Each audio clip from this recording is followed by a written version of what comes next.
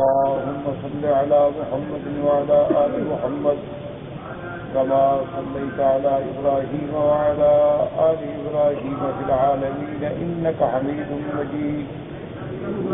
قال الله تبارك وتعالى في كلامه المجيد: أعوذ بالله من الشيطان الرجيم. بسم الله الرحمن الرحيم. ويسألونك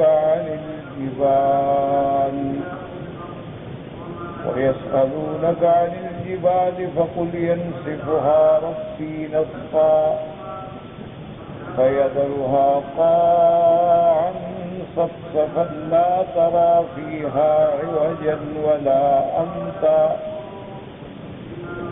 يومئذ يتبعون الداعي لا عوج له وخشعت الأصوات للرحمن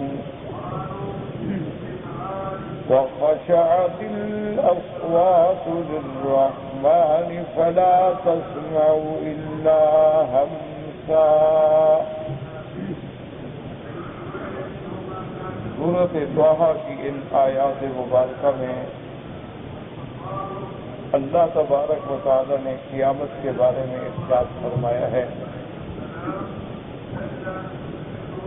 جیسا میں نے کل کے درس میں عرض کیا تھا کہ قیامت پر ایمان لانا جو ہے یہ بھی بنیادی مسائل میں سے ہے. یعنی سارے قرآن مقدس میں جو اہم ترین اور بنیادی مسائل ہیں وہ 3 مسئلے ہیں. سب سے پہلا مسئلہ اس بات توحید ہے، اللہ کی الوہیت، اللہ کی وحدانیت، اللہ کی ربوبیت، اللہ کے اسماء و صفات. اور دوسرا مسئلہ انبیاء اور رسالت، نبوت اور رسالت، یعنی تمام انبیاء اور رسولوں پر ایمان لانا اور ان کو اللہ تبارک و تعالی کی طرف سے بھیجا ہوا ماننا اور ان کی شرائع پر اپنے اپنے زمانے میں عمل کرنا. اور تیسرا جو سب سے اہم مسئلہ ہے، بنیادی مسئلہ ہے، وہ ہے اس بات معاد کہ آدمی کا یہ ایمان ہو کہ ہم نے مرنا ہے اور مرنے کے بعد پھر ہم نے اٹھنا. اور جب ہم دوبارہ اٹھائے جائیں گے تو پھر میدان محشر ہوگا، اولین و آخرین ہوں گے، صحائف کی تقسیم ہوگی، میزان کا، اعمال کا میزان ہوگا، جنت اور جہنم کا فیصلہ ہوگا. اگر ان 3 مسائل میں انسان کے ایمان صحیح نہ ہو تو وہ بندہ مسلمان نہیں ہو. اللہ کی توحید میں کوئی لچک ہے تب بھی مسلمان ہے. انبیاء و مرسلین پر ایمان لانے میں کوئی تذبذب ہے، کوئی تشکیک ہے، کسی کو مانتا ہے کسی کو نہیں مانتا ہے، وہ بھی مسلمان ہے. اسی طرح قیامت کے بارے میں مذبذب ہے، پتہ نہیں اٹھیں گے، پتہ نہیں اٹھیں گے، کیسے اعمال کا میزان ہوگا. عمل تو ہم نے دنیا میں کیے ختم ہو گئے اور قیامت میں کیسے تولے ہوں گی. تو پھر وہ بھی مسلمان نہیں. اسی لیے آپ نے دیکھیں کہ سورۃ البقرہ کی ابتدا میں ہی اللہ نے فیصلہ فرما دیا کہ مومن کیسے فرمایا والذین یؤمنون بما انزل الیک، جو آپ پر ہم نے اتارا اس پر ایمان لائیں، وما انزل من قبلک، جو آپ سے پہلے ہم نے کتابیں اتاری ہیں انبیاء سے ان پر بھی ایمان لائیں، وبالآخرۃ ہم یوقنون، اور آخرت سے ان کو بالکل پکا پختہ یقین ہو جس میں کوئی ڈھل مل نہ ہو.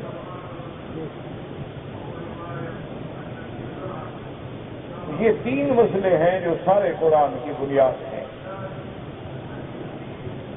یہ ٹھیک ہے کہ جب توحید کا مسئلہ ہوگا تو شرک کا رد بھی ہوگا، جب انبیاء و رسول کا ذکر ہوگا تو ان کے منکرین کا رد ہوگا، جب قیامت کا اثبات ہوگا تو مکذبین کا رد ہوگا۔ یہ تو واضح بات ہے نا، اثبات اور نفی دونوں طرح مسائل سمجھائے جاتے ہیں۔ اور اسی کے ساتھ ایک بات یہ بھی یاد رکھیں کہ مثلا دنیا میں آپ دیکھیں کہ نظام ملک کو چلانے کے لیے قوانین بنائے جاتے ہیں، مختلف انتظامات کیے جاتے ہیں، مختلف محکمے بنائے جاتے ہیں، مختلف فورسیں بنائی جاتی ہیں تاکہ امن امان قائم رہے، انسانوں کی جان مال آبرو عزت کی حفاظت رہے۔ یہ ایک دنیاوی نظام ہے، لیکن میرے اللہ کا جو نظام ہے اس نے جو قیامت کا عالم رکھا ہے بس یہی اصلاح کا ذریعہ ہے کہ جس کا قیامت پہ یقین ہے، مرنے پہ یقین ہے، عذاب و ثواب قبر پہ یقین ہے، قیامت میں سوال جواب صحائف پہ یقین ہے، وہ گناہوں سے بچ جاتا ہے۔ ورنہ لاکھ فورسیں لگا دے امن نہیں ہو سکتا جب تک دل میں موت کا ڈر نہ ہو۔ اسی لیے آپ دیکھتے ہیں کہ جس بندے کے دل میں اللہ کا خوف ہے وہ رات کو تہجد کے وقت اٹھتا ہے، کوئی دیکھنے والا نہیں، کوئی جگانے والا نہیں، کوئی اس کو داد دینے والا بھی نہیں کہ یار تم اچھا کام کرے، وہ دیکھ ہی نہیں رہا تو داد کیا دے گا، لیکن وہ اٹھتا ہے اور بڑے آرام سے اور بتیاں احتیاط سے جلاتا ہے دوسروں کی نیند خراب نہ ہو جائے، بڑے آرام سے وضو کرتا ہے کھٹکا پیدا نہ ہو، پھر اندھیرے میں مصلی بچھا کے اللہ کے آگے روتا ہے۔ یہ کیا ہے؟ یہی قیامت کا تو ڈر ہے۔ اور جس کے دل میں یہ خوف نہ ہو وہ حرم کے باہر کھڑا ہے، اذان سنتا ہے پھر بھی نماز نہیں پڑھتا، بستہ لگاتا ہے، سودا بیچتا ہے، بھیک مانگتا ہے، نماز نہیں پڑھتا۔ تو اصل بات ہے اللہ کا ڈر اور قیامت کا ڈر جب دل میں پیدا ہو جائے کہ ہم نے مرنا ہے۔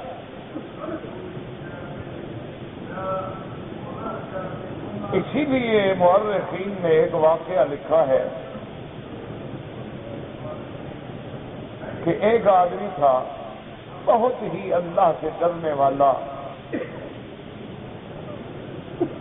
بڑی اتقاء سے زندگی گزارنے والا تھا، کبھی کسی سے سوال نہیں کیا، کبھی غلط چیز نہیں کھائی، کبھی غلط چیز کو حاصل نہیں کیا۔ اتفاق کی بات ہے پھر اللہ والوں پر امتحان بھی زیادہ ہوتے ہیں، تو کئی دن سے اس بیچارے پر فاقہ تھا، کھانے کو کچھ نہ ملا۔ وہ ایک چھوٹی سی ندی تھی، ایک نہر تھی، اس کے کنارے کنارے جا رہا تھا کہ کسی بستی میں پہنچ جاؤں، کسی قصبے میں، وہاں مزدوری کر لوں گا۔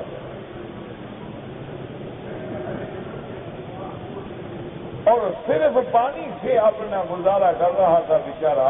اسی اثنا میں دیکھا کہ ایک سیب جو ہے وہ پانی پہ تیرتا ہوا آ رہا۔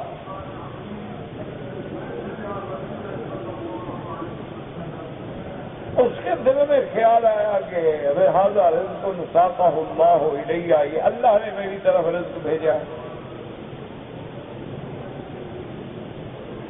تو اس نے لکڑی کے ساتھ اس سیب کو اپنی طرف موڑا اور پکڑ لیا اور اس کے بعد کھا لیا۔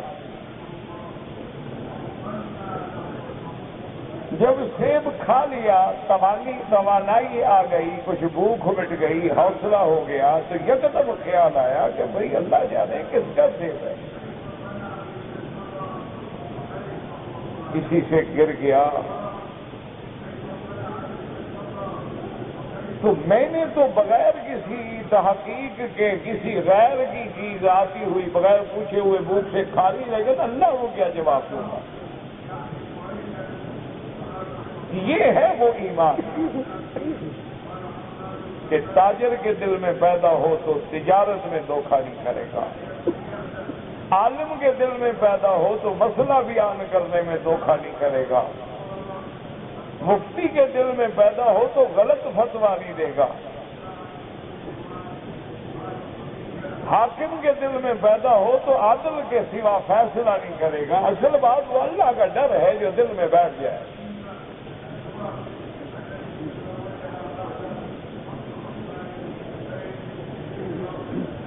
اس کو مان خیال آیا کہ اب میں کیا کروں، ایک سیب تو کھا لیا لیکن پتہ نہیں کس کا ہے۔ اس نے کہا یہ سیب اسی طرف سے آ رہا تھا، چلو میں اپنا راستہ چھوڑ کے واپس چلتا ہوں، اللہ عالم راستے میں کوئی بندہ مل جائے، معلومات ہو جائے۔ چلتے چلتے پہنچا تو دریا اس ندی کے کنارے پہ ایک سیبوں کا باغ تھا، اس کو یقین ہو گیا بھی اسی باغ سے گرا۔ وہ باغ کے مالک کے پاس پہنچا، اس سے کہا کہ میں بھوکا تھا اور ایسے فلاں جگہ تک میں پہنچ گیا تھا، سیب تیرتا ہوا آیا اور میں نے ایک سیب کھا لیا ہے، اور مجھے یقین ہے یہ آپ کے باغ کا سیب ہے، یہی رنگ تھا اور یہی شکل تھی اور یہی وزن تھا، تو آپ مجھے مہربانی کر کے معاف کر دیں، میرے پاس تو ہے کچھ نہیں، یا پھر مجھ سے مزدوری کروا لیں جو بدلہ ہو۔ اس نے کہا بھی بات یہ ہے کہ ہم اس باغ کے دو حصے دار ہیں، دو مالک ہیں، اس اعتبار سے اس سیب میں آدھے کا مالک میں ہوں اور آدھے کا مالک میرا بھائی ہے، میں نے تو اپنا حصہ تمہیں معاف کیا اور میں اپنے حصے سے تمہیں اور سیب بھی دیتا ہوں۔ اس نے کھانا کھلایا، سیب دیے اور کہا کہ میرا بھائی فلاں جگہ رہتا ہے، اس کے پاس چلو جاؤ۔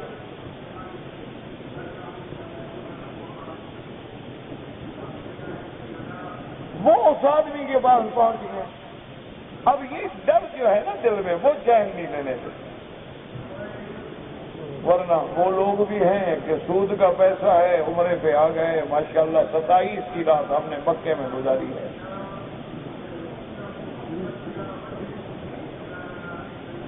ظلم کا پیسہ ہے، یتیموں کا پیسہ ہے، دھوکے کا پیسہ ہے، فریب کا پیسہ ہے، فراڈ کا پیسہ ہے، لوگوں کے زکوٰۃ و صدقات کا پیسہ ہے، بغیر سے ہو جی ہم تو سبحان اللہ جناب ہماری تو رمضان مکے کے بغیر گزرتا ہی نہیں۔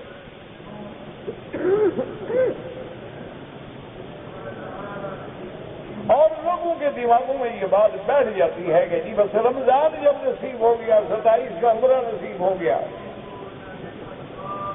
بس سبحان اللہ ہم تو اولیاء اللہ بن گئے۔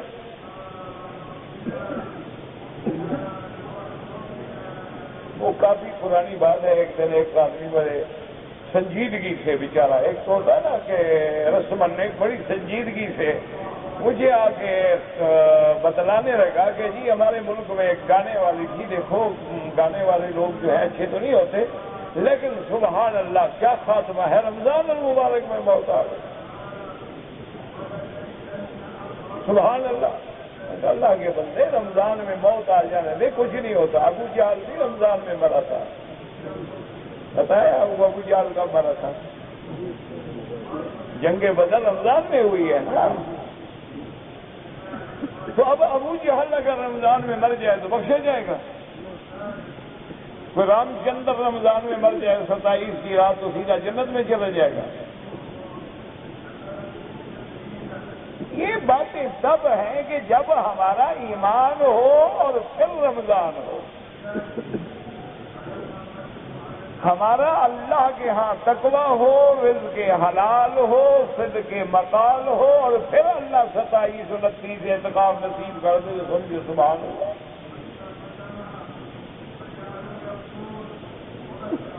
یہ نہیں ہوتا ہے کہ ہمارے اگر رزق میں حرام ہے، سود ہے، ربا ہے، جوا ہے، لاٹری ہے، پرائز بانڈ پہ انعام ملے ہوئے ہیں اور ہم جناب اس پہ 27 منا رہے ہیں، یہ تو کچھ بھی نہیں ہے۔ تو نعوذ باللہ اللہ تبارک و تعالیٰ کے احکام کو توڑنا ہے۔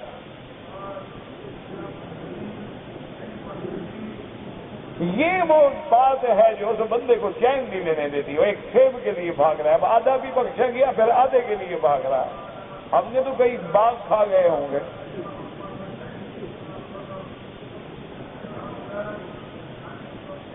آپ اندازہ فرمائیں جو اللہ سے ڈرتے ہیں نا اولیاء اللہ، اللہ اکبر، ایک اللہ کے ولی کی خدمت میں ایک بندے نے کچھ فروٹ پیش کیے، اس دور میں جو بھی فروٹ ہوگا اللہ عالم، وہ آگے پیش کیا۔ انہوں نے پوچھا کہ بھائی کہاں سے لائے؟ کہا جی بازار سے خریدا ہے، اور پیسہ الحمدللہ خالص حلال۔ آپ کی خدمت میں حاضر ہو رہا تھا تو میں نے کہا چلو اللہ والوں کی خدمت میں کچھ لے کر خوش ہو جائیں گے، دعا کر دیں۔ اور میں بھی آپ کے ہدیے کا شکریہ، جزاک اللہ، لیکن میں یہ فروٹ نہیں کھاتا۔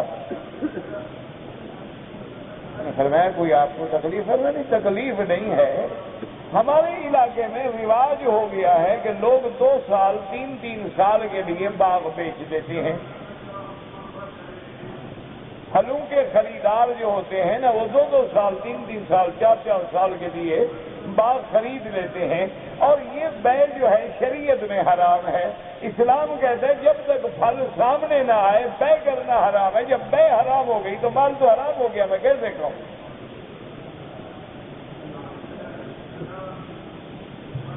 ہاں ایمان سے کہیں، ہم میں سے کتنے مولوی ہیں جو بازار سے فروٹ خریدتے ہوئے اس مسئلے کو سامنے رکھتے ہیں؟ بھیا بیٹھ جاؤ نا۔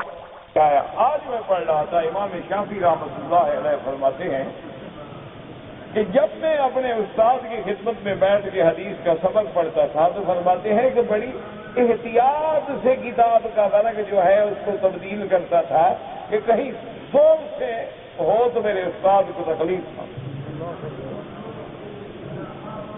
کہ میرے ورق الٹنے سے ان کی طبیعت پہ اثر ہو جائے۔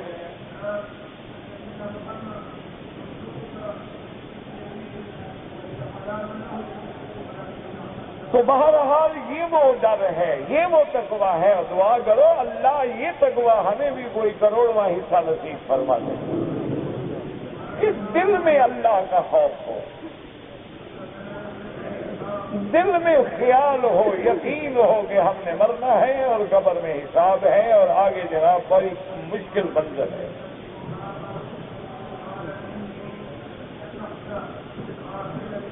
جہاں وہ ارحم الراحمین ہے وہاں وہ عزیز ذو انتقام بھی تو ہے گا۔ جہاں اس کی ذات غفار و ستار ہے وہاں قہار و جبار بھی تو ہے نا۔ یہ تو نہیں نا کہ صرف ایک پہلو کو سامنے رکھیں بس یہ اللہ رحمت کر دیں گے۔ بھائی اللہ تو ضرور رحمت کر دیں گے، ہم رحمت کے قابل بنیں گے تو رحمت ہوگی۔ آپ گلاس اوندا لے کے بارش میں کھڑے ہو جائیں کتنا پانی اندر آئے گا؟ رحمت تو تب آئے گی جب گلاس سیدھا ہوگا۔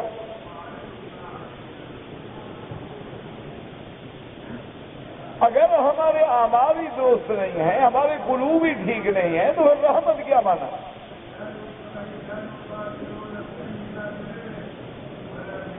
تو اس بندے کے پاس جب پہنچا اور اس نے جا کے درخواست کی کہ حضرت ایسے میں نے سیب کھا لیا تھا، آپ کے بھائی نے تو حصہ بخش دیا ہے، آدھے حصے کی آپ مالک ہیں، آپ بھی مہربانی کریں۔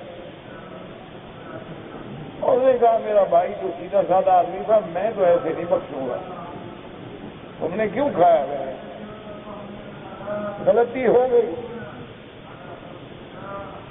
مزدوری کرا لیں، پیسے لے لیں۔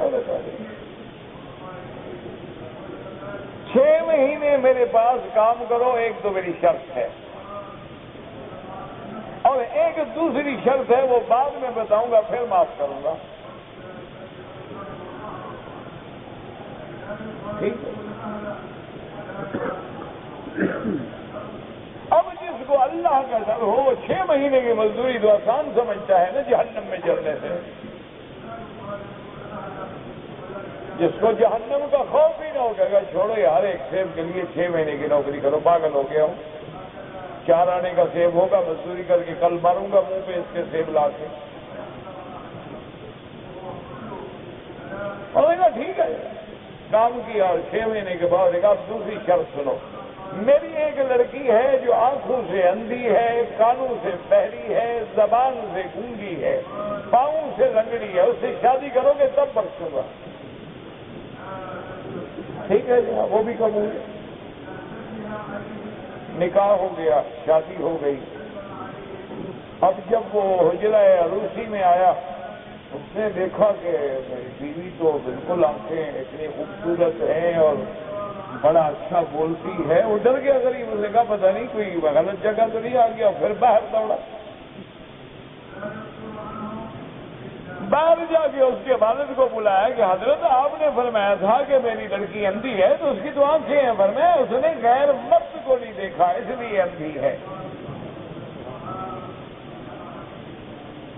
اور جی آپ نے کہا تھا گونگی ہے، اس نے کہا اس نے اللہ کے ذکر کے سوا کبھی فضول بات نہیں کی۔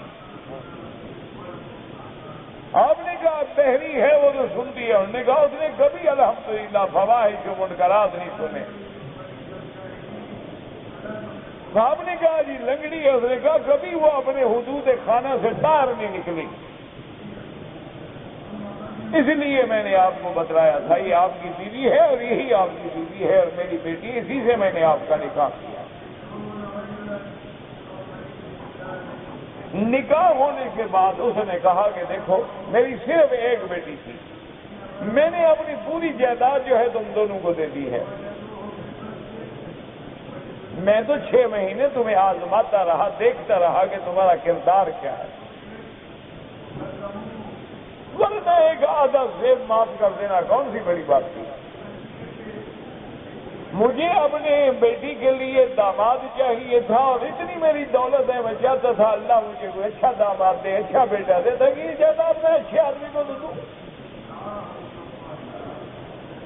اس لیے میں نے تمہیں امتحان سے گزارا ہے۔ تو اللہ کے ڈرنے کا صلہ یہ ملا کہ اللہ تبارک و تعالیٰ نے اس فاقہ زدہ انسان کو اس علاقے کا سب سے بڑا ذمہ دار اور باغات اور زمینیں اور جائیداد اور بیوی اور دولت سب چیزیں سے دنیا میں نواز دیا۔ اسی لیے قرآن کہتا ہے نا وَمَن يَتَّقِ اللَّهَ يَجْعَل لَّهُ مَخْرَجًا وَيَرْزُقْهُ مِنْ حَيْثُ لَا يَحْتَسِبُ۔ اللہ فرماتے ہیں جو مجھ سے ڈر گیا اس کے لیے میں خود راستے نکالتا ہوں اور ایسی جگہ سے رزق پہنچاتا ہوں جہاں سے گمان بھی نہیں ہوتا۔ کیا وہ سوچ سکتا تھا میں سیب کھاؤں گا مجھے یہ مل جائے گا؟ اصل بات یہی ہے، یاد رکھو کہ قیامت پر ایمان ہو، موت پر ایمان ہو، اور قیامت اور احوال قیامت پر ایمان جو ہے وہ صرف ایمان نہیں ایقان ہو، یقین ہو، تو پھر بندہ کبھی گناہ نہیں کرتا۔ اسی لیے اللہ نے قرآن مقدس میں اس موضوع پہ بے انتہا دلائل کے ساتھ، آیات کے ساتھ، بینات کے ساتھ مختلف صورتوں میں ذکر فرمایا۔ اور پھر اللہ کے نبی نے، آقا انعامدار نے، رحمت دو عالم نے، سیدنا محمد مصطفیٰ صلی اللہ علیہ وسلم نے قیامت کی نشانیاں اتنی کھول کھول کے بتا دی ہیں کہ اب اگر ہم آنکھیں بند کر کے اندھے ہو کے گزر جائیں تو الگ بات ہے، ورنہ ہر آدمی کو سمجھ آ سکتی ہے۔ اور یہ بات بھی یاد رکھیں کہ اب قیامت بالکل قریب ہے،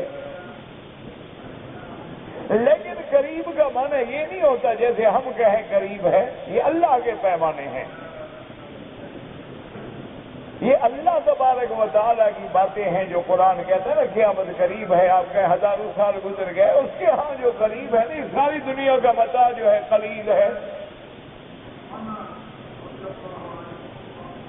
اب ہمارے نزدیک تو دنیا میں بہت کچھ ہے، لیکن اللہ فرماتے نہیں کچھ بھی نہیں، قل متاع الدنیا قلیل۔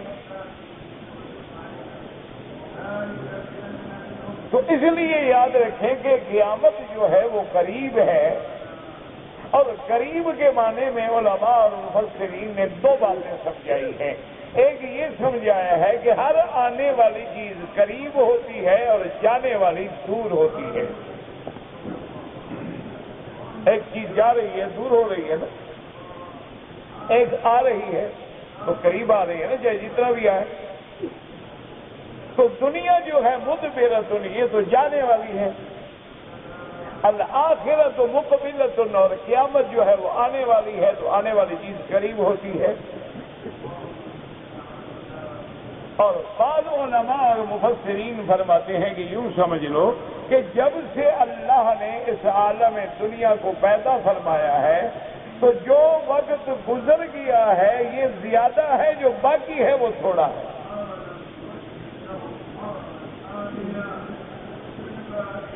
تو اس بات کے اعتبار سے قیامت جو ہے وہ قریب ہے. اور قیامت میں یقین کا یہ عالم ہے کہ صحابہ نے حضور کو عرض کیا کہ یا رسول اللہ صلی اللہ علیہ وسلم, آپ ایک مہربانی کریں کہ جب باہر سے لوگ آتے ہیں ملنے کے لیے, وفد آتے ہیں یہود کے, نصارہ کے, اور بڑے بڑے لوگ آتے ہیں, کوئی روم سے, کوئی یمن سے, تو ایک اچھا جوڑا آپ کے لیے بنا لیا جائے کہ کم از کم اس وقت تو آپ ایک اچھا جوڑا پہن کے بیٹھیں. حالانکہ اچھا کپڑا پہننا منع نہیں ہے, بلکہ اللہ کا حکم ہے کہ میری حلال چیزیں کھاؤ, پیو, پہنو. کلوا من طیبات ما رزقناکم, جو پاکیزہ چیزیں ہیں استعمال کرو. منع تو ہے حرام نہ کھاؤ, حرام نہ پہنو. لیکن حضور کے یقین کا عالم دیکھیں. آپ نے فرمایا اللہ کے بندو تم تو مشورہ دے رہے ہو, لیکن سور پھونکنے والے فرشتے نے سور پہ منہ رکھ لیا ہے اور آنکھیں اوپر کر کے انتظار میں کھڑا ہے کہ متى عمر ینفخ, کب حکم ہوتا ہے. تو جو دنیا اتنی جلدی مٹنے والی ہو اس میں میں لباس کے لیے کیوں وقت ضائع کروں. یہ تو دنیا فانی ہے, دنیا زائل ہونے والی چیز ہے. اصل وجہ کیا تھی کہ یہ یقین تھا, ایقان تھا. اور بعض علماء مفسرین اس کو یوں بھی بیان فرماتے ہیں کہ جب بندہ مر جاتا ہے, اذا مات الانسان قامت قیامت, تو گویا اس کی تو قیامت ہو گئی نا. کیوں, اب اس نے تو قیامت کو اٹھنا ہے نا. تو لہذا موت آنے سے بھی اس کی قیامت ہوگی, اور موت کا تو کوئی پتہ نہیں ہے, ایک گھڑی میں آ جاتی, کہتے کل آدمی مل رہا تو جی فوت بھی ہوگی. تو اس لیے یاد رکھیں کہ جو دور زمانہ گزر گیا ہے, یعنی زیادہ گزر گیا ہے, تھوڑا رہ گیا. دنیا جانے والی ہے, قیامت آنے والی ہے, لہذا قیامت قریب ہے. اور اسی لیے حدیث مبارک میں بھی آتا ہے کہ میرے محبوب نے مثال دے کے صحابہ کو سمجھایا, فرمایا انا والساعۃ کہاتین, فرمایا کہ دیکھو جیسے میری یہ دو انگلیاں ملی ہوئی ہیں, اسی طرح میں اور قیامت قریب ہے. کیونکہ میرے بعد تو نبوت نہیں, بس اب قیامت ہی ہوگی. تو حضور چونکہ آخری نبی ہیں, نبوت ختم ہو گئی, رسالت ختم ہو گئی, تو مانا اب قیامت کا دور آئے گا. اور اسی طرح احادیث مبارک کی روشنی میں یاد رکھیں کہ قیامت کی جو علامات ہیں, بعض صغرا کہلاتی ہیں اور بعض کبرا کہلاتی ہیں, یعنی بعض چھوٹی چھوٹی نشانیاں ہیں اور بعض بڑی نشانیاں ہیں. اور اب یہ بھی یاد رکھیں کہ چھوٹی نشانیاں جتنا ہیں وہ تقریباً پوری ہو گئی ہیں. جیسے کہ میرے آقا نے فرمایا تھا, اب آپ خود اندازہ کریں کہ حضور کے دور میں کتنا قحط تھا, کتنا غربت تھی, کہ پورے مکے میں زمزم کے سوا پانی بھی نہیں, کھجوروں کے سوا کوئی خوراک ہی نہیں. لیکن اس وقت حضور نے فرمایا تھا کہ علامات قیامت میں ہے کہ یہ سرزمین ایک وقت آئے گا کہ سونا چاندی اگلے گی. اسی طرح حضور نے فرمایا کہ علامات قیامت میں ہے کہ وہ لوگ جو بکریاں چراتے تھے، اونٹ چراتے تھے، پاؤں میں جوتا نہیں ہوتا تھا، سر پہ جن کے کپڑا نہیں ہوتا تھا، ایک وقت آئے گا کہ وہ بلڈنگوں کی بلندی میں فخر کریں گے، میری بلڈنگ بڑی، وہ کیا کریں میں اس سے بھی بڑی بناؤں گا۔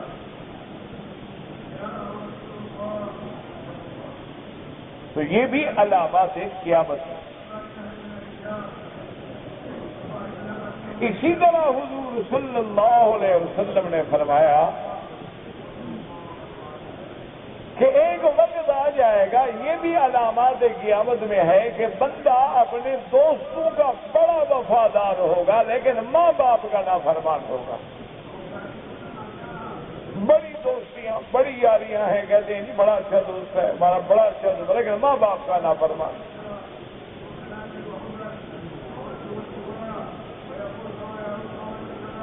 اسی طرح حضور صلی اللہ علیہ وسلم نے فرمایا کہ ایک وقت آ جائے گا کہ جب برے لوگ تم پہ مسلط ہو جائیں گے اور جب تمہارے مولوی جو ہیں دراصل وہ جاہل جو ہے وہ مولوی بن جائیں گے، جاہل جو ہے وہ مفتی بن جائیں گے، بڑے بڑے لقب اور بڑے بڑے بورڈ لگا کے کارڈ چھپوا کے بیٹھے ہوں گے، جی یہ بڑا بزرگ ہے، کہ حرام میں اور شادیوں میں اور دکھلاوے میں تو کروڑوں خرچ کرتا دیں گے، لیکن ہم سائے بھوکے ہیں کبھی نہیں پوچھیں گے۔ اور حضور نے فرمایا کہ جب امورکم الی نسائکم، اور جب تمہارے معاملات عورتوں کے ہاتھ آ جائیں گے، عورتوں کا حکم چلے گا، فرمایا پھر یہ قیامت کا علامت ہے، پھر اس وقت زمین کا بطن جو ہے مر جانا بہتر ہے زندہ رہنے سے۔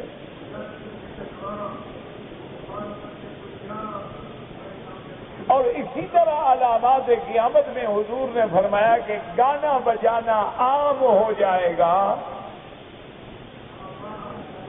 اور حضور نے فرمایا کہ لوگ شراب کے نام بدل ڈالیں گے، سود کا نام بدل ڈالیں گے، جوئے کا نام بدل ڈالیں گے، اور عورتیں عریاں فیشن اختیار کر لیں گی، عریانی عام ہو جائے گی، اور فرمایا زنا اتنا عام ہو جائے گا، یتحارجون کما یتحارج الحمر، جیسے کہ جانور ایک دوسرے سے زنا کرتے ہیں ایسے زنا ہو جائے گا۔ یہ بھی علامات قیامت میں ہے۔ اب آپ خود دیکھ لیں کہ ہمارے ملک میں اور ہر جہان میں کیا ہو رہا ہے۔ بہرحال یعنی چھوٹی علامات قیامت جو ہے وہ گزر گئی ہے، اب تو بڑی بڑی رہ گئی ہے باقی۔ اور بڑی علامات میں کیا ہے، حضور نے فرمایا کہ جبل صفا سے، یہ جو صفا مروا دوڑتے ہو یہ جو پہاڑ ہے، فرمایا اس صفا کی پہاڑی سے ایک جانور نکلے گا، یتکلم، وہ بات کرے گا۔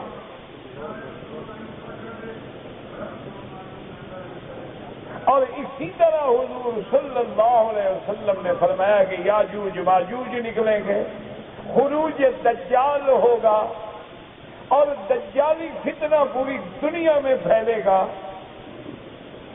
اور پھر نزول عیسیٰ ابن مریم ہوگا۔ یہ ساری علامات جو ہیں بڑی بڑی علامات ہیں جو ابھی باقی ہیں۔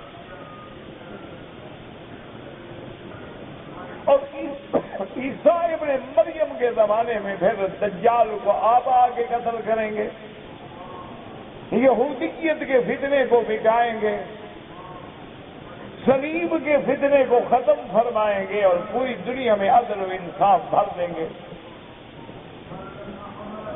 یہ سب بڑی علامات قیامت ہیں جو باقی ہیں۔ جب یہ ساری علامتیں پوری ہو جائیں گی تو اب سور پھونکا جائے گا۔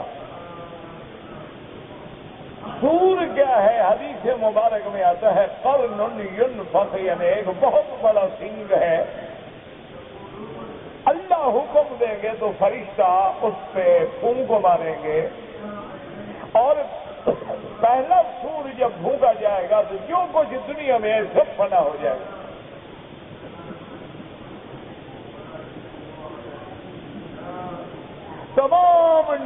عالم جو ہے وہ درہم برہم ہو جائے گا، آسمان پھٹ جائیں گے، زمینیں پھٹ جائیں گی، بدل جائیں گی،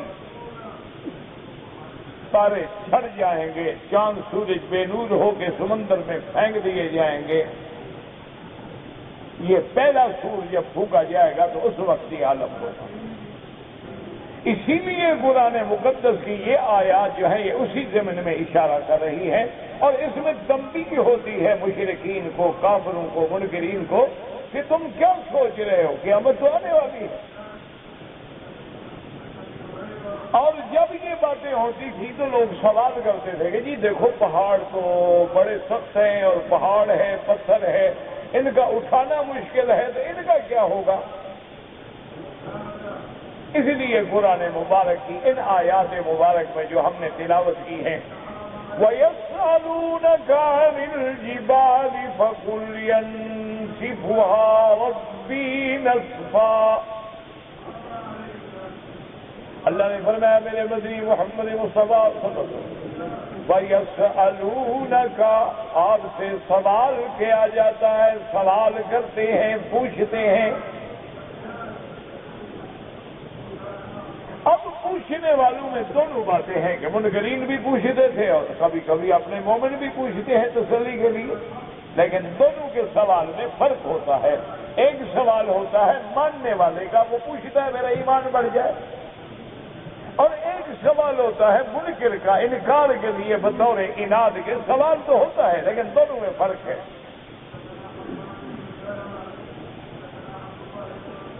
وَيَسْأَلُونَكَ عَنِ الْجِبَالِ فَقُلْ يَنسِفُهَا رَبِّي نَسْفًا۔ میرے محبوب آپ سے پوچھتے ہیں کہ ان پہاڑوں کا کیا ہوگا، اتنے بڑے بڑے پہاڑ جن کو اللہ تبارک و تعالیٰ نے زمین کے جمانے کے لیے بوجھ بنایا کہ زمین حرکت نہ کرے، زمین کے لیے فرمایا کہ ہم نے گویا میخیں گاڑ دی ہیں، تو اب یہ بات ظاہر ہے جتنی چیز بڑی ہوگی میخ بھی تو اتنی بڑی ہوگی۔ ایک آپ کوئی گھڑی میں بھی تو آپ لگاتے ہیں نا، ایک سکرو لگاتے ہیں، لیکن ایک گاڑی میں لگاتے ہیں، ایک بڑے بڑے جہازوں میں لگاتے ہیں۔ صاف بات ہے جب اتنی بڑی زمین میں میخیں لگانی تھی تو اللہ نے پہاڑ لاگو کیے۔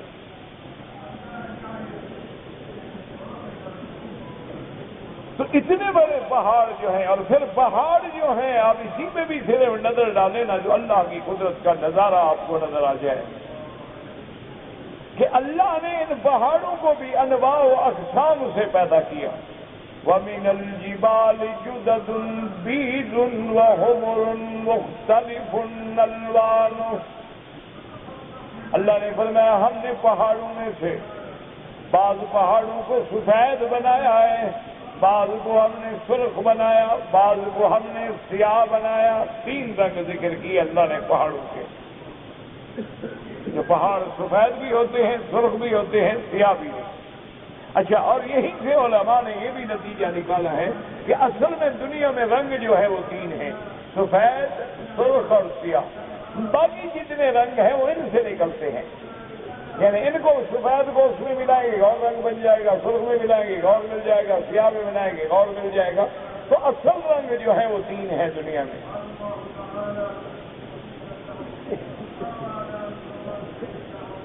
اور پھر ان پہاڑوں کو بھی اللہ تبارک و تعالیٰ نے مختلف خاصیتیں عطا فرمائی ہیں کہ بعض پہاڑ جو ہیں گرم ہیں، بعض جو ہیں ٹھنڈے ہیں، بعض میں مقناطیس کے اثرات ہیں، بعض میں گندک کے اثرات ہیں، بعض میں معادن ہیں، بعض بالکل خالی ہیں، بعض کے اوپر سبزہ ہے، بعض خشک پہاڑ ہے۔ اللہ کی ایک نظام قدرت ہے۔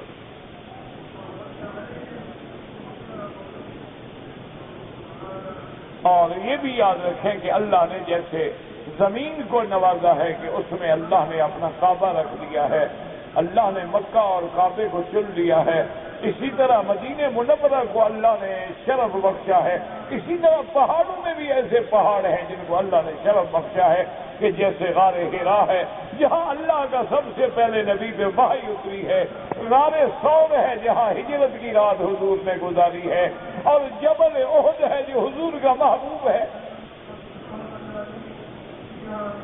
طور سینا ہے جہاں حضرت موسیٰ علیہ السلام پہ وحی آئی اور حضرت موسیٰ سے اللہ نے کلام کیا۔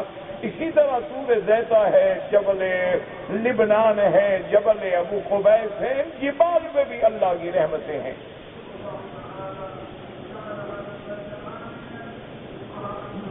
اللہ نے پہاڑوں میں سے بھی پہاڑوں کو شان بخشی ہے۔ ہمارے ہاں تو یہ دیکھا جاتا ہے نا کہ فلاں پہاڑ میں کہ اونچا ہے، جبل ہمالیہ کوہ ہمالیہ بہت طویل ہے، بعض پہاڑ جو ہیں ان کا بھئی موسم بہت اچھا ہے، لیکن اللہ نے ان کو بھی اپنی شان سے نوازا ہے، ورنہ سارے مکے میں صرف غار ہرا تو نہیں ہو سکتی تھی، اور بھی تو بڑی غاریں ہیں، لیکن حضور کے قیام کے لیے، حضور کے بیٹھنے کے لیے حضور وہاں جا کے مہینوں گزارتے تھے اس غار میں۔ ہم لوگوں سے تو عمرے پہ آئے ہوں سے تو مکے میں مہینہ نہیں گزرا، حضور غار میں بیٹھتے تھے۔ سبق دیا امت کو کہ یہاں آؤ گے تو پھر محنت کرنی ہوگی، تکلیفیں برداشت کرنی ہوں گی، اور اسی طرح غار ثور کو دیکھیں، اللہ نے اس کو بھی شان بخشا کہ وہاں میرے محبوب نے اور حضرت صدیق نے پناہ لی۔ کیا نصیب والے وہ پہاڑ ہیں جن کا ذکر اللہ نے قرآن میں بھی کر دیا۔ اسی طرح وہ پہاڑ، وہ کہف، وہ غار جس میں اصحاب کہف نے پناہ لی، اسی طرح جبل احد کے بارے میں صحیح حدیثوں میں ہے کہ میرے محبوب جب باہر سے آتے تھے تو اپنی اونٹنی مبارک کو اپنے پاؤں سے چلاتے تیز کہتے ہل ہل، جلدی چلو جلدی چلو، ھذا جبل یحبنا ونحبہ، یہ وہ پہاڑ ہے جو ہم سے محبت کرتا ہے۔ پہاڑوں کو بھی محبت ہوتی ہے۔ وہ کیسے انسان ہیں جن کو انبیاء سے محبت نہ ہو؟ وہ کیسے بد نصیب ہیں جو اللہ کے انبیاء کی شان میں گستاخ ہوں؟ تو اب سوال یہ پیدا ہوتا تھا کہ اتنے بڑے پہاڑ جنہوں نے زمین کو جما دیا ہے تو یہ کیسے فنا ہوں گے؟ اسی لیے ایک روایت میں آتا ہے کہ جب اللہ تبارک و تعالیٰ نے پہاڑوں کو پیدا فرمایا تو ملائکہ تو جانتے نہیں تھے، انہوں نے پوچھا کہ یا اللہ یہ تو بڑی سخت چیز ہے، اس سے بھی آپ نے کوئی سخت چیز پیدا فرمائی ہے؟ اللہ نے فرمایا ہاں۔ حیران ہو گئے، وہ کیا؟ آپ نے فرمایا دیکھو لوہا ہے، لوگ لوہوں سے پہاڑ کو توڑ ڈالیں۔ نے کہا واقعی اللہ بھیا یہ لوہا تو بالکل بھی یہ بات شدید ہے، اس میں تو بڑی سختی ہے، اس سے بھی کوئی سخت چیز ہے؟ اللہ نے فرمایا ہاں بالکل پیدا کیا ہے میں نے، اس سے بھی سخت ہے۔ ملائکہ نے پوچھا کہ مولا وہ کیا چیز ہے؟ فرمایا آگ ہے، آگ کو لوہے کو آگ میں ڈالو پانی کر دے گی، لوہا نکل جائے گا، پانی ہو جائے گا، جدھر جاؤ لے جاؤ۔ واقعی بھائی آگ تو بڑی سخت بلا ہے، یہ تو لوہے کو بھی کھا گئی۔ انہوں نے کہا اللہ میں آگ سے بھی کوئی زیادہ مضبوط چیز ہے؟ فرمایا ہاں بالکل پانی ہے، پانی آگ پر ڈالو آگ بجھ جائے گی۔ ملائکہ حیران ہو گئے، کیوں؟ علم غیب تو اللہ کے پاس ہے نا، ملائکہ تو نہیں جانتے۔ انہوں نے کہا اللہ میاں یہ بات تو سمجھ آ گئی کہ بھئی پہاڑ سے لوہا سخت ہے، لوہے سے آگ طاقتور ہے، آگ سے پانی طاقتور ہے، اب پانی سے بھی کوئی چیز طاقتور ہے؟ فرمایا ہاں بالکل، ہوا چلا دیں گے پانی خشک ہو جائے گا۔ دیکھا نہیں آپ پانی ہو ہوا چلے بس ہمارے کو، آپ کپڑے دھوتے ہیں نا پنکھا چلا دو کیونکہ ہوا لگے گی جلدی خشک ہو جائے گا۔ اللہ میاں واقعی ہوا تو واقعی بڑی چیز ہے، اس نے تو پانی کو بھی ختم کر دیا۔ ہوا سے بھی کوئی بڑی چیز ہے؟ انہوں نے کہا ہاں بالکل ہوا سے بھی بڑی چیز بنائی ہے میں نے۔ وہ کیا ہے؟ اللہ میاں فرمایا انسان ہے جو ہواؤں کو بھی مسخر کر دے گا اور اس میں جہاز اڑائے گا۔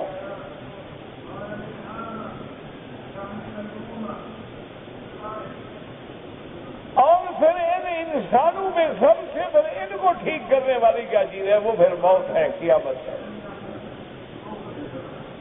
اسی لیے علماء نے لکھا ہے کہ دنیا میں خدا کے منکر تو پیدا ہوئے ہیں، انبیاء کے منکر بھی پیدا ہوئے ہیں، صحابہ کے منکر بھی پیدا ہوئے ہیں، اہل بیت کے منکر بھی پیدا ہوئے ہیں، اولیاء اللہ کے منکر بھی پیدا ہوئے ہیں، معجزات و کرامات کے منکر بھی پیدا ہوئے ہیں، لیکن موت کا انکار کوئی نہیں کر سکا۔ مرنے کے بعد اٹھنے کے منکر تو ہیں کہ مرنے کے بعد نہیں اٹھیں گے، لیکن موت کا کون انکار کرے؟ ڈنڈے کا کون انکار کرے؟ بولے وہ امام راضی نے لکھا ہے نا کہ ایک دفعہ میں سڑک پہ کھڑا تھا، ایک اونٹ کندھے پہ مہار ڈالے ہوئے ایک اونٹ کھینچ کے جا رہا تھا اور آگے گنگنا رہا تھا۔ میں نے ٹوکا، روکیا، میں نے کہا مسلمان؟ اس نے کہا مسلمان ہوں۔ اللہ کو مانتے ہو؟ نے کہا عجیب آدمی یار، کیسے مولوی ہو؟ مسلمان ہوں، اللہ کو مانتا ہوں، کیسے نہیں مانتا؟ انہوں نے کہا اللہ ایک ہے کہ دو ہے؟ انہوں نے کہا ایک۔ تو امام راضی فرماتے ہیں میں نے اس سے پوچھا کہ بھی اللہ ایک ہے، تمہارے پاس کوئی دلیل ہے؟ انہوں نے کہا ہاں ابھی دلیل بتاتا ہوں۔ ڈنڈا نکالا اور وہ میرے پیچھے اور میں آ گیا۔ انہوں نے کہا ابھی بتاتا ہوں دلیل تمہیں۔ آ گیا خدا کے بارے میں پوچھنے والا دلیل، ایک ڈنڈا مار کے سر پھاڑ دوں گا، سمجھ آ جائے گا تمہیں خدا ہے کہ نہیں۔ تو یہ ڈنڈے والی دلیل جو ہے نا ہوتی بڑی مضبوط ہے، اس کا انکار کوئی نہیں کر سکتا۔ تو اس لیے اللہ تبارک و تعالیٰ نے فرمایا کہ میرے محبوب آپ سے پوچھیں کہ ان پہاڑوں کو، اتنی سخت پہاڑوں کا کیا ہوگا جب قیامت آئے گی؟ فرمایا فَقُلْ يَنْسِفُهَا رَبِّي نَسْفًا، میرے مدنی آپ ان کو بتا دیں کہ اس پہاڑوں کے بنانے والا ان کو ریزہ ریزہ کر کے اڑا دے گا۔ یہ پہاڑ جو ہے ریزہ ریزہ ہو جائیں گے۔ یوم تمور السماء مورا وتصیر الجبال سیرا، یہ پہاڑ ایسے اڑیں گے ریزہ ریزہ ہو کے، پہلے ٹوٹ کے پتھر بن جائیں گے، پھر ریزہ ریزہ ہو جائیں گے، پھر کثیباً مہیلا ہو جائیں گے، پھر کل اہن المنفوش۔ اللہ فرماتے ہیں جیسے دھنی ہوئی اون اڑتی ہے ایسے اڑ جائیں گے۔ کیوں کہ جو بنانے والا ہے وہ مٹانے پہ بھی قادر، جو پیدا کرنے پہ قادر ہے وہ فنا کر دینے پہ بھی قادر ہے۔ جس نے زمین بنائی ہے وہی زمینوں کو ختم فرما دیں گے۔ یوم تبدل الارض غیر الارض والسماوات وبرزوا للہ الواحد القہار۔ اللہ تبارک و تعالیٰ سے دعا کریں اللہ ہم سب کا خاتمہ ایمان سے فرما دیں، اور اللہ قیامت کے، قبر کے، حشر کے ہر عذاب سے محفوظ فرمائیں۔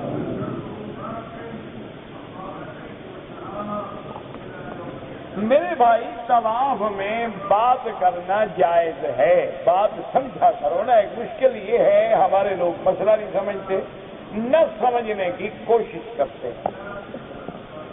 طواف کے اندر بولنا جائز ہے، بات کرنا جائز ہے، لیکن بات کا یہ معنی نہیں ہوتا کہ پیچھے مڑ کے اس کو جا کے گلے ملو اور کعبے سے رخ پھیر دو، گردن پھیر دو، پشت کر دو، سینہ پھیر دو۔ ہاں اگر ایسی کوئی حالت دھکے میں ہو جاتی ہے یا غلطی میں ہو جاتی ہے پھر ایک قدم پیچھے چل کے پھر اپنے چکر کو پورا کر دو تاکہ تمہارا طواف جو ہے وہ صحیح ہو جائے۔ ورنہ بات کرنا ہے، مسئلہ پوچھنا ہے، مسئلے کا جواب دینا ہے، وہ طواف میں جائز ہے۔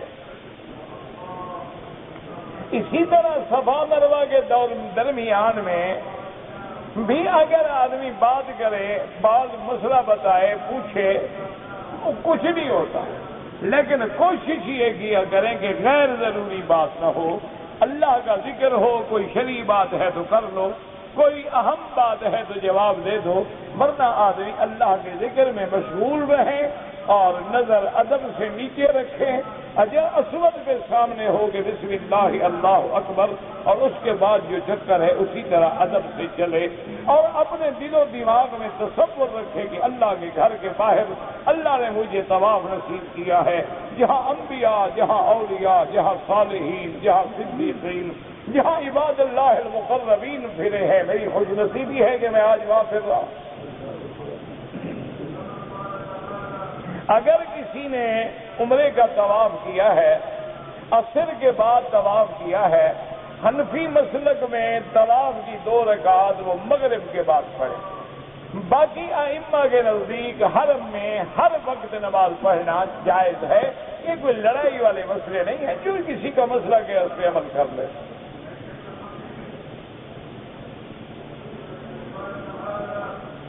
ایک آدمی پاکستان سے عمرہ کر چکا ہے، لیکن پھر دوبارہ مدینہ منورہ گیا، واپسی پہ بغیر احرام کے آیا ہے، تو اس کو عمرہ بھی کرنا ہوگا، دم دینی ہوگی، کیونکہ مدینہ منورہ اسی طرح میقات ہے جیسے پاکستان میقات ہے. یا تو فوراً مدینہ لوٹ جائیں، پھر عمرہ کرنے تو کوئی دم نہیں. اگر ایسا نہیں کریں گے تو پھر دم پڑے گی. اگر ایک آدمی نے طواف کیا ہے عمرے کا، لیکن مقام ابراہیم پہ 2 رکعات طواف کے نہیں پڑھے، کوئی بات نہیں، کہیں دور پڑھ لے، سارے حرم میں کہیں پڑھ لے، بلکہ ہوٹل میں جا کے پڑھ لے، بس 2 رکعات پڑھنے ہیں، کہیں پڑھ لے.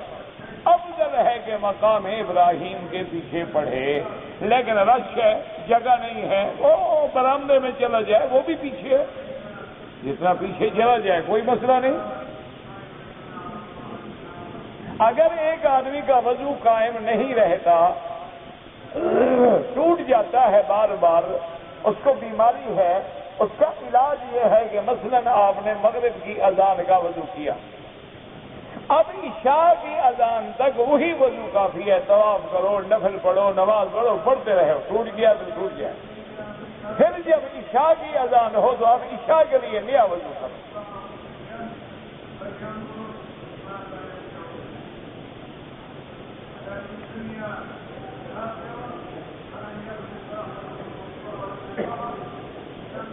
بہرحال جس نے مجھے ملنا ہے اس کو عشاء کے بعد اسی جگہ 10-15 منٹ کے بعد مل لیں انشاءاللہ. مدینہ شریف میں نماز پڑھنے کے ثواب کے بارے میں 2 حدیثیں ہیں. ایک صحیح حدیث مبارک میں ہے کہ ایک نماز کا 1000 ثواب ملتا ہے، اور ایک روایت مبارک میں ہے کہ 50,000 ملتا ہے. بہرحال دعا کریں. اصل بات یہ ہے میرا بھائی کہ نماز اگر اللہ کے ہاں قبول ہو گئی نا تو پھر تو ایک ہی کافی ہے انشاءاللہ، اور اگر قبول نہ ہو تو پھر لاکھ کا بھی کیا فائدہ ہوگا.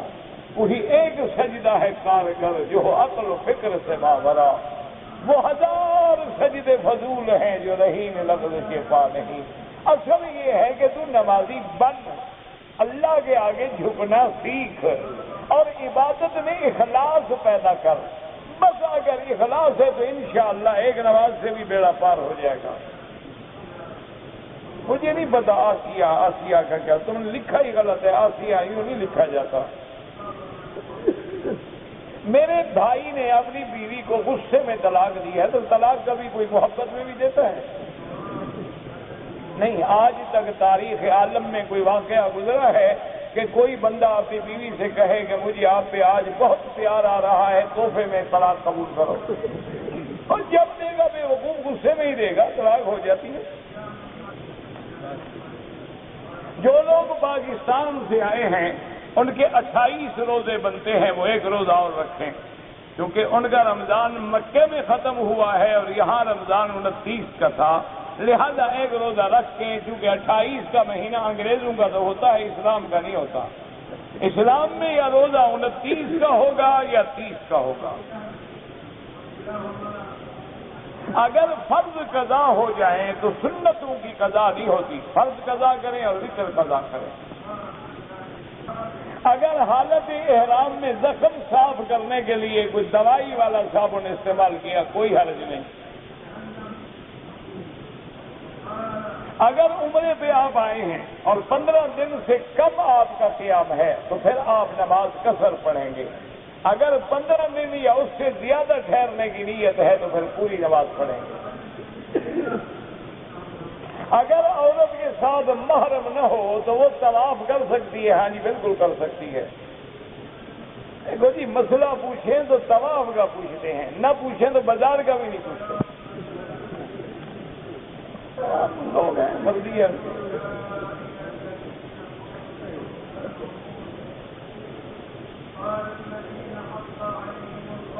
جو لوگ 29 رمضان المبارک میں آئے ہیں انہوں نے عمرہ کیا ہے، لیکن عید والے دن عمرہ پورا کیا، اب وہ حج کرنا چاہتے ہیں۔ آپ مدینہ رہتے ہیں نا، پھر آپ مدینہ چلے جائیں گے، پھر جب حج پہ آئیں تو آپ وہاں سے افراد کا احرام باندھ کے آ سکتے ہیں۔ آپ تو پھر آفاق سے واپس چلے گئے نا۔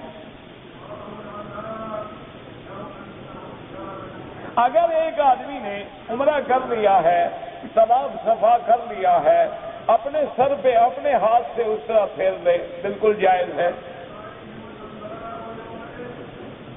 اگر وضو نہ ہو تو طواف ٹوٹ جاتا ہے۔ کہتے ہیں جی تصوف کے بارے میں آپ کی کیا رائے ہے؟ جو قرآن و سنت کے مطابق ہے، ہمارے آنکھوں پہ ہے، جو خلاف ہے ہم نہیں مانتے۔ سیدھی سی بات ہے، ہر چیز کی کسوٹی جو ہے وہ اللہ کا قرآن ہے اور سنت محمد مصطفیٰ۔ تو جو صوفیہ حضرات کا تصوف جو ہے قرآن و سنت کی روشنی میں ہے، ٹھیک ہے بالکل۔ اگر کوئی بغیر داڑھی والا اذان دے، اذان تو ہو جائے گی، لیکن فقہا لکھتے ہیں کہ بغیر داڑھی والے کو مؤذن نہ بنایا جائے، کیونکہ بار بار داڑھی منڈانے سے گناہ کبیرہ ہے اور آدمی فاسق ہو جاتا ہے۔ جن کے 28 روزے ہیں وہ پورا کریں ایک روزہ۔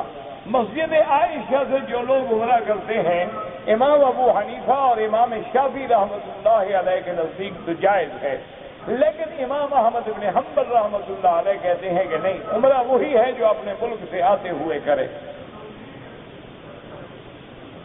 میرے بھائی نے خودکشی کی تھی، اس کے لیے دعا کریں۔ ہاں بالکل کریں، دعا کریں، سب کچھ کریں، اللہ اس کی مغفرت فرمائے۔ وہ کافر تو نہیں مر گیا نا، گناہ کیا ہے۔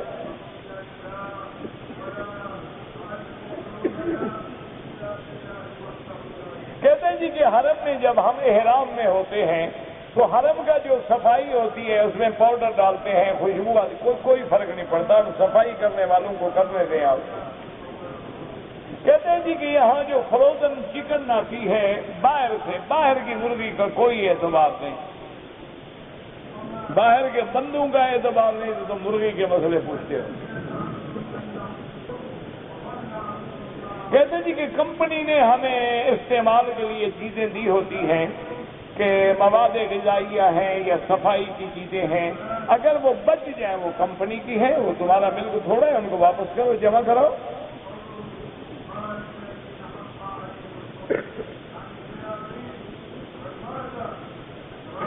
میں نے ایک آدمی کو 1 لاکھ روپیہ دیا ہے، وہ تجارت کرے گا اور نفع میں آدھا مجھے دے گا، لیکن میں نے کہا کہ میرا 1 لاکھ کم نہ ہو، پھر حرام ہے۔ آپ نفع نقصان میں شریک ہو، اگر نقصان ہو تب بھی برداشت کرو، نفع ہو تب بھی لے لو۔ یہ تو نہیں نا کہ نفع تمہیں دے اور گھاٹا وہ بھرے، یہ اچھی بزنس ہے۔ ایسے لوگ جو ہے نا انشاءاللہ وہ لاکھ ہی جائے گا، بالکل۔ اگلے بھی ایسے لوگوں کے انتظار میں ہوتے ہیں، وہ کہتے ہیں جب وہ حرام کھانے کے لیے تیار ہے تو میں کیوں نہ کھا جاؤں۔ کہتے ہیں جی کہ پاکستان سے آتے ہوئے جو بینک ہمیں حاجیوں کو ڈبہ دے دیتے ہیں یا کوئی چھتری دے دیتے ہیں یا کوئی گلے میں ڈالنے کا تھیلا دے دیتے ہیں، بالکل حرام ہے استعمال کرنا، وہ خالص سود کے پیسوں کا ہے۔ بینک میں حلال پیسہ ہوتا ہے، وہ پاگل ہو گئے ہیں کہ حلال تمہارے لیے رکھا ہے، حرام اپنے لیے رکھا ہے۔ وہ بھی سمجھدار ہے نا کہ تمہارا پیسہ جو 6 مہینے رکھا ہے اس سے جو سود کمایا ہے اس سے 2 آنے تمہیں بھی دے دیے۔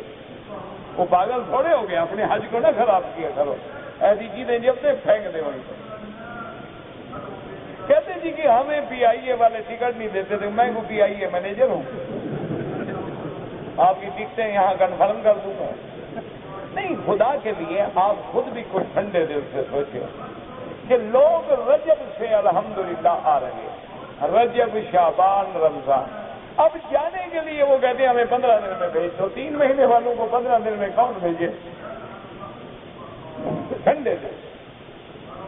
اچھا جو لوگ آئے ہیں ان کی سیٹیں کنفرم ہیں، ان کا نہیں جی 27 تو یہاں گزارنی ہے نا، اور چھڈو جی سیٹ، اب کیوں چیختے ہو؟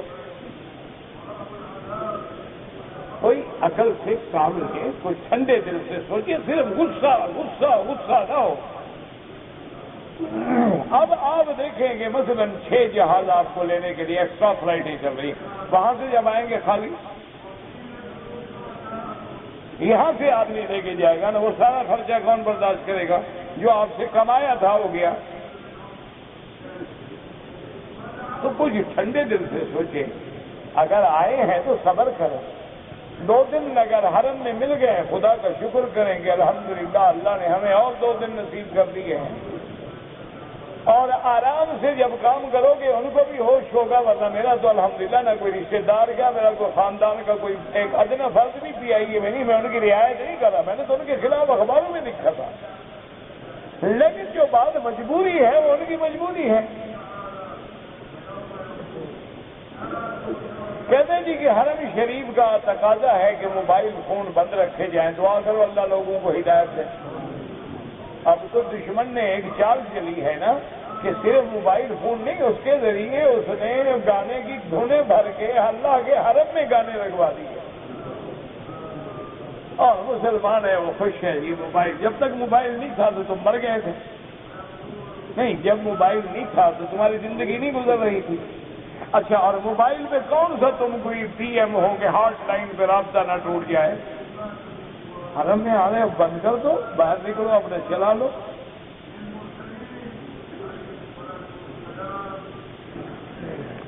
مختلف کھجوریں ہوتی ہیں، حرم کی تصویر چھپی ہوتی ہے، اور بابا اخباروں میں قرآن کی آیتیں لکھی ہوتی ہیں، لوگ پھینک دیتے ہیں، تم تصویروں کو رو رہے ہو.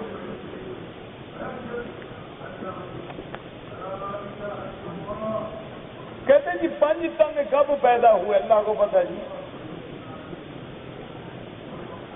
قرآن شریف میں تو نوح علیہ السلام کے زمانے میں تھے 5 تن، ودن، سواعن، یغوثا، یعوقا، نصرا. 5 بت تھے نا نوح علیہ السلام کے زمانے.